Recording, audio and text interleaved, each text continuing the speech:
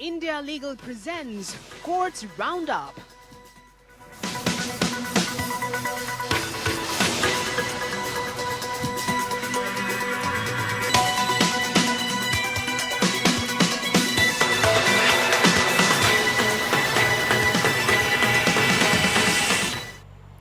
नमस्कार, आप देख रहे हैं हमारी खास पेशकश कोर्ट्स राउंड अप। मैं हूं आपके साथ रिशु त्यागी। इस बुलेटिन में अगले आधे घंटे हम आपको कोर्ट से जुड़ी तमाम छोटी बड़ी खबरों से रूबरू कराएंगे। कोर्ट की कार्यवाही और सुप्रीम कोर्ट से लेकर हाई कोर्ट और लोअर कोर्ट तक के फैसलों को आपके सामने रखेंगे। तो शुरू करते हैं कोर्ट से जुड़ी हुई तमाम खबरें।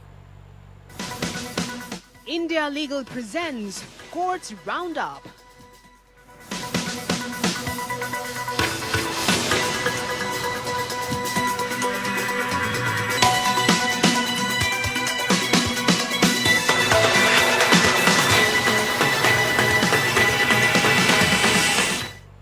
नीट पेपर लीक मामले में 38 याचिकाएं सुप्रीम कोर्ट पहुंच चुकी हैं।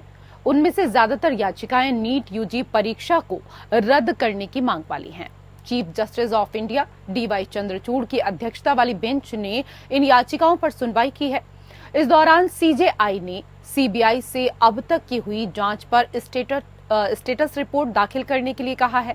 सीजेआई ने कहा कि इस मामले में हमें तह तक जाना जरूरी है, क्योंकि यह करीब 24 लाख छात्रों के भविष्य का सवाल है। इसलिए एनटीए हमें यह बताए कि पहला पेपर लीक का नेचर क्या था, क्या लीक हुआ, साथ ही परीक्षा और पेपर लीक के बीच में कितना समय था। सीजेआई ने कहा कि इसकी जांच करनी होगी कि क्या कथित लीक सिस्टमैटिक तरीके से हुआ है, क्या उल्लंघन ने पूरी परीक्षा प्रक्रिया को प्रभावित किया है, क्या धोखाधड़ी के लाभार्थियों को बेदाग छात्रों से अलग करना संभव है। सीजेआई ने सीबीआई से मामले की जांच की स्टेटस रिपोर्ट देने को कहा। साथ ही एनटीए से पूछा कि उन्होंने पेपर लीक के लाभार्थियों को पहचान के लिए क्या किया और क्या तौर तरीके अपनाए गए। पेपर लीक होने वाले केंद्रों और शहरों की पहचान करने के लिए क्या कुछ कदम उठाए गए। सीजेआई ने कहा, कोर्ट नीट परीक्षा की पवित्रता सुनिश्चित करने के बारे में चिंतित है, ताकि भविष्य में ऐसी घटनाएं दोबारा ना हो। इस मुद्दे पर सरकार को विशेषज्ञों की एक टीम गठित करने की जरूरत है। और सीजेआई ने कहा कि काउंसलिंग को लेकर केंद्र सरकार और एनटीए नीतिगत फैसला ले। सीजेआई ने बुधवार शाम 5 बजे तक एनटीए और केंद्र सरकार को जवाब देने और सीबीआई को स्टेटस रिपोर्ट दाखिल करने का समय देते हुए मामले की अगली सुनवाई 11 जुलाई को तय कर दी।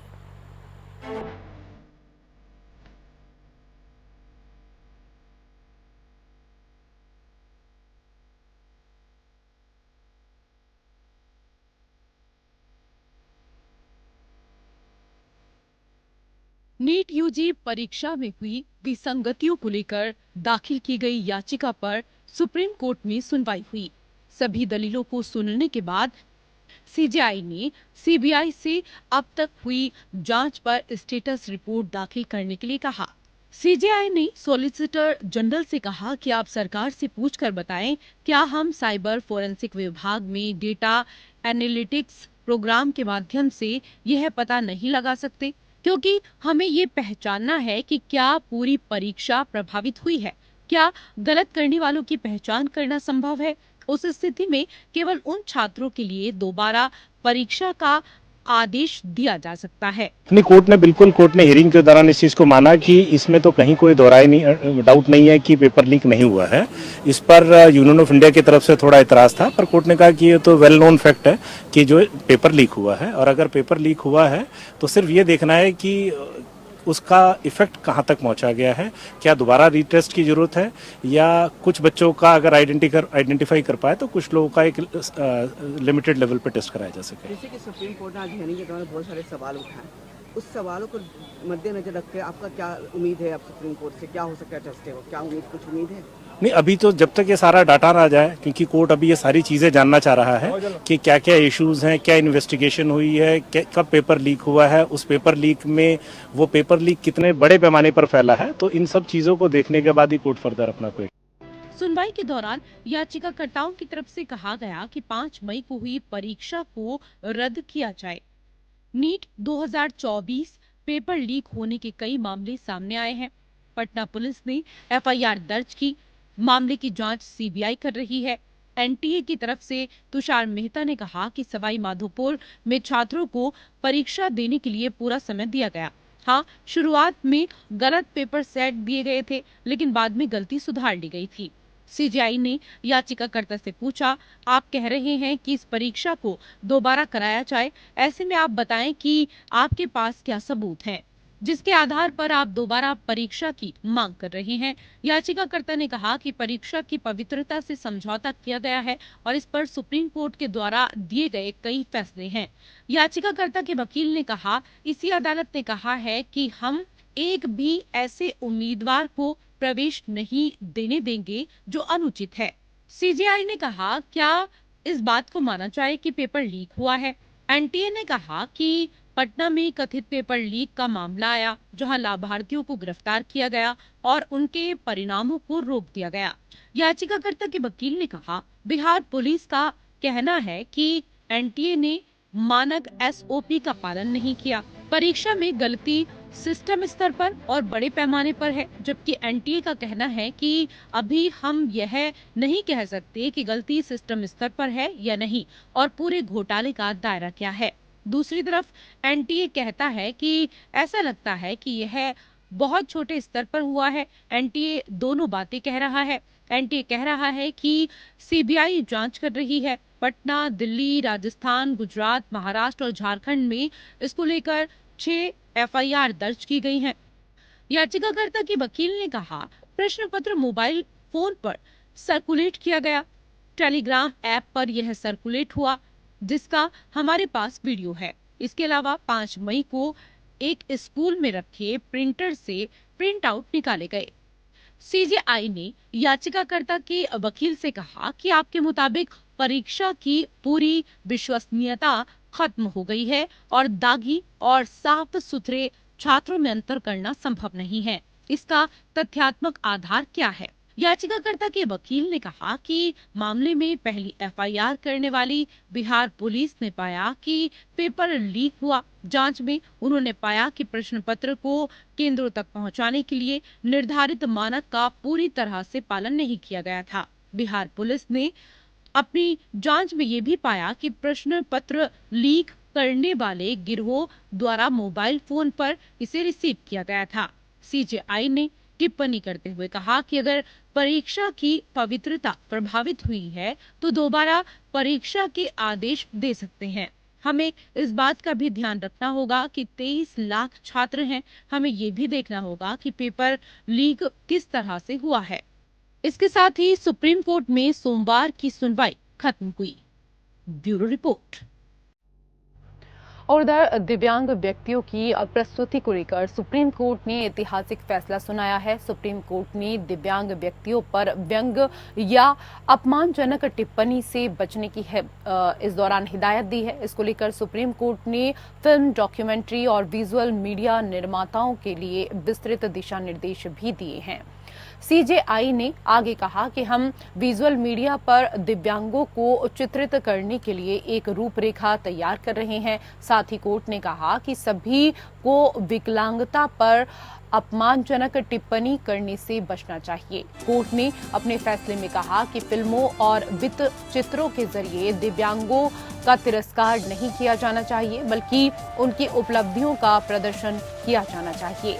साथ ही सुप्रीम कोर्ट ने ये भी कहा कि दिशा निर्देश में ऐसे व्यक्तियों की सामाजिक अवमानना का मुकाबला करने के लिए विकलांगता का चित्रण करने पर रोक नहीं लगाई जाएगी। सुप्रीम कोर्ट ने ये फैसला दिव्यांग अधिकार कार्यकर्ता निपुण मल्होत्रा की फिल्म आंख मिचौली के खिलाफ दायर याचिका पर आया है। इस याचिका पर सुनवाई करते हुए प्रधान न्यायाधीश डीवाई चंद्रचूड़ और न्यायमूर्ति जेबी पारदीवाला की पीठ ने कहा, निर्माता भेदभावपूर्ण भाषा से बचें, सामाजिक बाधाओं को पहचाने, चिकित्सीय जानकारी सत्यापित करें, रूढ़ियों से बचें, समावेशी निर्णय निर्माण करें। उन्होंने याचिका में फिल्म का उदाहरण देते हुए कोर्ट को बताया था कि 2023 में रिलीज हुई इस फिल्म में अल्जाइमर से पीड़ित एक पिता के लिए भुलक्कड़ बाप मूक बधिर के लिए साउंड प्रूफ सिस्टम, हकलाने वाले शख्स के लिए अटकी हुई कैसेट जैसे अपमानजनक शब्दों का इस्तेमाल किया गया।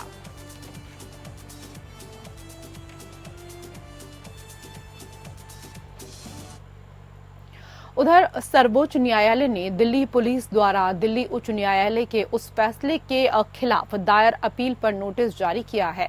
मामले में जिसमें 2008 में पत्रकार सौम्या विश्वनाथन की हत्या के लिए दोषी ठहराए गए 4 लोगों की आजीवन कारावास की सजा को निलंबित करने और अंतरिम जमानत देने का निर्णय लिया गया था।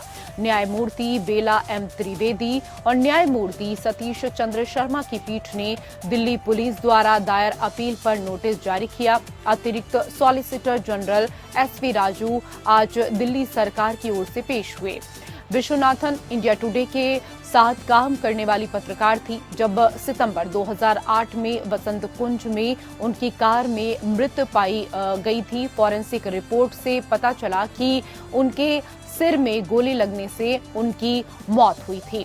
पुलिस के अनुसार विश्वनाथन देर रात अपने कार्यालय से घर लौट रही थी, तभी उनका पीछा किया गया और उन्हें गोली मार दी गई। नवंबर 2023 में 4 लोगों को हत्या के लिए दोषी ठहराया गया। रवि कपूर, अमित शुक्ला, अजय कुमार और बलजीत मलिक, चारों लोगों को महाराष्ट्र संगठित अपराध नियंत्रण अधिनियम मकोका के तहत भी दोषी पाया गया और ट्रायल कोर्ट ने उन्हें आजीवन कारावास की सजा सुनाई। चारों लोगों ने दिल्ली उच्च न्यायालय में चुनौती दी। फरवरी 2024 में दिल्ली उच्च न्यायालय ने उनकी आजीवन कारावास की सजा को निलंबित कर दिया और उनकी दोष सिद्धि और आजीवन कारावास के खिलाफ अपील के निपटारे तक उन्हें जमानत दे दी। न्यायालय ने तर्क दिया कि वो पहले ही 14 साल जेल में रह चुके हैं। उच्च न्यायालय के फैसले को सबसे पहले विश्वनाथन की मां ने सर्वोच्च न्यायालय में चुनौती दी थी।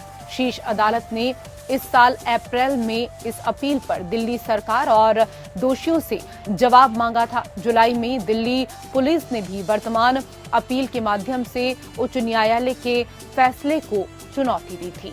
नोएडा के चर्चित निठारी हत्याकांड मामले में सुप्रीम कोर्ट में सुनवाई हुई। इलाहाबाद हाई कोर्ट द्वारा मामले में आरोपी सुरेंद्र कोहली को 12 मामलों में बरी किए जाने के फैसले के खिलाफ दाखिल यूपी और सीबीआई की अपील पर सुप्रीम कोर्ट ने नोटिस जारी किया है। जस्टिस बीआर गवई की अध्यक्षता वाली बेंच ने आरोपी सुरेंद्र कोहली को नोटिस जारी करते हुए मामले को पहले से सुनवाई के लिए लंबित मामले के साथ जोड़ दिया। यूपी और सीबीआई की ओर से सॉलिसिटर जनरल तुषार मेहता ने कहा कि वो एक सीरियल किलर है और वो छोटी लड़कियों को बहला फुसला कर ले जाता, उनकी हत्या कर उन्हें पकाता था। सॉलिसिटर जनरल ने कहा ट्रायल कोर्ट ने मौत की सजा सुनाई थी, इसे हाई कोर्ट ने पलट दिया। हाई कोर्ट का यह फैसला गलत है, इस पर सुप्रीम कोर्ट विचार करे। दरअसल इलाहाबाद हाई कोर्ट द्वारा नाबालिग लड़कियों के यौन उत्पीड़न और उनकी हत्या के गुनहगार सुरेंद्र को 12 मामलों में बरी किए जाने के फैसले दिया गया, जिसके खिलाफ यूपी सरकार और जांच एजेंसी सीबीआई ने सुप्रीम कोर्ट में याचिका दाखिल की है। दरअसल साल 2006 में नोएडा के निठारी गांव में स्थित पंडेर के D5 बंगले और उसके आसपास कई मानव अवशेषों की खोज के बाद नोएडा पुलिस ने दोनों आरोपियों सुरेंद्र कोहली और इसके साथ ही उसके सहयोगी मनिंदर सिंह पंडेर को गिरफ्तार कर लिया था। दोनों पर हत्या के कई मामलों का आरोप लगाया गया था।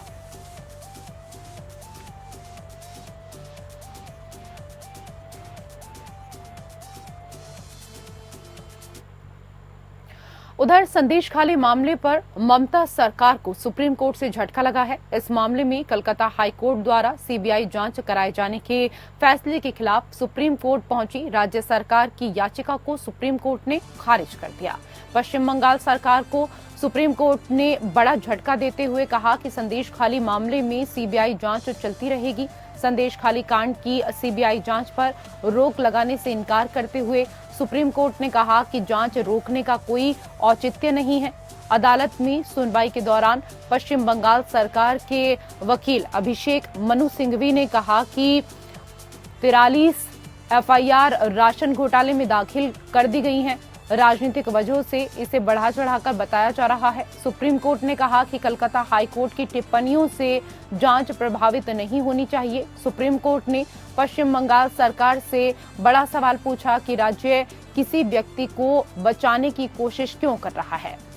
दरअसल पश्चिम बंगाल सरकार कलकत्ता हाई कोर्ट के उस फैसले को चुनौती देने के लिए सुप्रीम कोर्ट पहुंची, जिसमें कलकत्ता उच्च न्यायालय ने संदेश खाली मामले की जांच सीबीआई से कराने का निर्देश दिया था। सुप्रीम कोर्ट में इस मामले की सुनवाई जस्टिस वीआर गवई और इसके साथ ही जस्टिस केवी विश्वनाथन की बेंच कर रही थी। 5 जनवरी 2024 को ये मामला तब सामने आया था जब ईडी की टीम राशन घोटाले मामले में टीएमसी नेता शाहजहां के ठिकाने पर छापेमारी करने संदेश खाली पहुंची थी, जिस पर शाहजहां के समर्थकों ने हमला कर दिया था।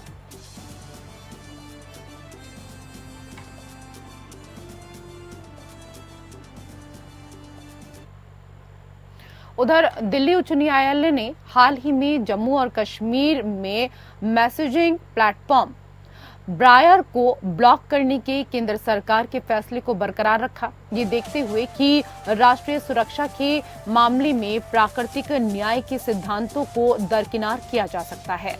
न्यायमूर्ति सुब्रमण्यम प्रसाद ने कहा कि देश की सुरक्षा और संप्रभुता के हित में सरकार के उच्चतम स्तर पर लिए गए निर्णय को गोपनीय रखा जा सकता है। न्यायालय ने कहा, सबसे पहले ये कहा जाना चाहिए कि राष्ट्रीय सुरक्षा के मामले में प्राकृतिक न्याय के सिद्धांतों को दरकिनार किया जा सकता है। ये अच्छी तरह से स्थापित है कि निष्पक्ष सुनवाई के अधिकार को राष्ट्रीय सुरक्षा के प्रमुख विचारों के आगे झुकना पड़ सकता है। इस न्यायालय यह तथ्य का न्यायिक संज्ञान ले सकता है कि उच्चतम स्तर पर और देश की सुरक्षा और संप्रभुता के लाभ के लिए गए निर्णय को गोपनीय रखा जा सकता है। ब्रियार ने उच्च न्यायालय से केंद्र सरकार को सूचना प्रौद्योगिकी अधिनियम 2000 की धारा 69A के तहत पारित एप्लीकेशन को ब्लॉक करने के आदेश को प्रस्तुत करने और प्रकाशित करने का निर्देश देने की मांग की थी। ओपन सोर्स प्लेटफॉर्म ने आदेश पर रोक लगाने की मांग की। मामले पर विचार करने के बाद न्यायालय ने फैसला सुनाया कि सरकार द्वारा पारित अंतरिम आदेश की समीक्षा ब्लॉकिंग नियमों की धारा 7 के तहत गठित शीर्ष सरकारी अधिकारियों की एक समिति द्वारा की गई है।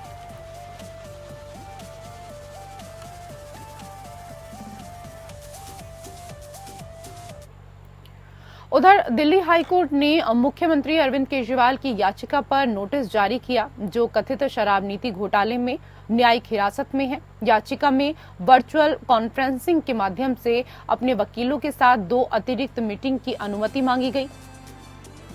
जस्टिस नीना बंसल कृष्णा ने तिहाड़ जेल अधिकारियों के साथ साथ ईडी से 5 दिनों के भीतर जवाब मांगा और मामले की सुनवाई 15 जुलाई को तय की। सीनियर एडवोकेट रमेश गुप्ता केजरीवाल की ओर से पेश हुए और उन्होंने कहा कि वकीलों के साथ अतिरिक्त मीटिंग का अनुरोध किसी भी तरह से पक्षपातपूर्ण नहीं हो सकता। ईडी के विशेष वकील जोहेब हुसैन के हस्तक्षेप के बाद गुप्ता ने कहा कि यह मामला केजरीवाल और जेल के बीच का है और केंद्रीय जांच एजेंसी कुछ नहीं कर सकती। उन्होंने कहा कि केजरीवाल पर वर्तमान में 35 मामले लंबित हैं, इसलिए वो वीडियो कॉन्फ्रेंसिंग के माध्यम से अपने वकीलों के साथ 2 और अतिरिक्त मीटिंग चाहते हैं। केजरीवाल ने मनी लॉन्ड्रिंग मामले में अपने वकीलों से 2 अतिरिक्त मुलाकातों के लिए उनका आवेदन खारिज करने वाले ट्रायल कोर्ट के 1 जुलाई के आदेश को चुनौती दी। केजरीवाल कथित घोटाले से संबंधित भ्रष्टाचार और मनी लॉन्ड्रिंग मामले में न्यायिक हिरासत में हैं। मुख्यमंत्री को 26 जून को 3 दिनों के लिए सीबीआई हिरासत में भेज दिया गया था, जिसमें कहा गया था कि गिरफ्तारी को अवैध नहीं कहा जा सकता। बाद में 29 जून को केजरीवाल को न्यायिक हिरासत में भेज दिया गया। जस्टिस कृष्णा ने हाल ही में सीबीआई की गिरफ्तारी और 3 दिनों की पुलिस रिमांड को चुनौती देने वाली केजरीवाल की याचिका पर नोटिस जारी किया। सीबीआई मामले में जमानत मांगने वाली केजरीवाल की याचिका पर भी नोटिस जारी किया गया। दोनों मामलों की सुनवाई 17 जुलाई को तय की गई है।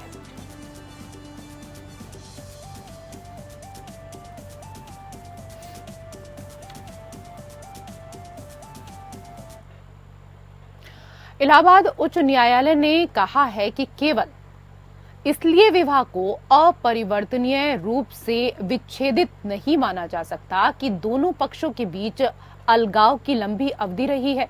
ये माना गया है कि स्वैच्छिक परित्याग के साथ साथ अन्य परिस्थितियों को यह निष्कर्ष निकालने के लिए देखा जाना चाहिए कि विवाह के अपूर्णीय टूटने के आधार पर तलाक दिया जा सकता है। इस संदर्भ में IDA India legal web reporter से समझते हैं कि डिवोर्स और न्यायिक अलगाव में क्या कुछ फर्क होता है।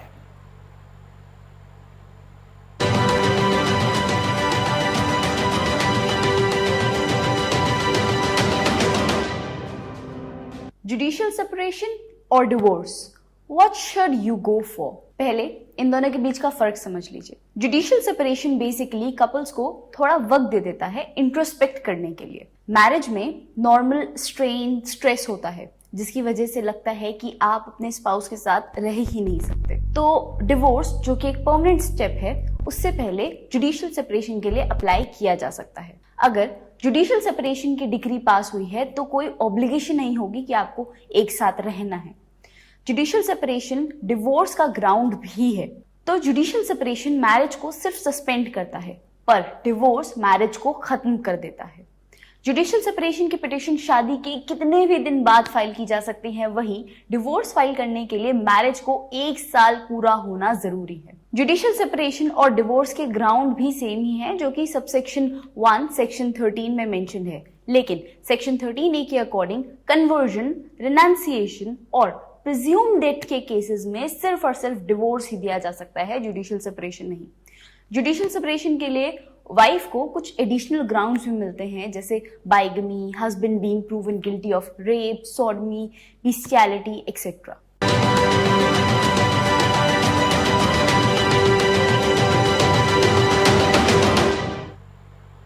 और फिलहाल कोर्ट से जुड़ी हुई खबरों में मेरे साथ इतना ही। नमस्कार।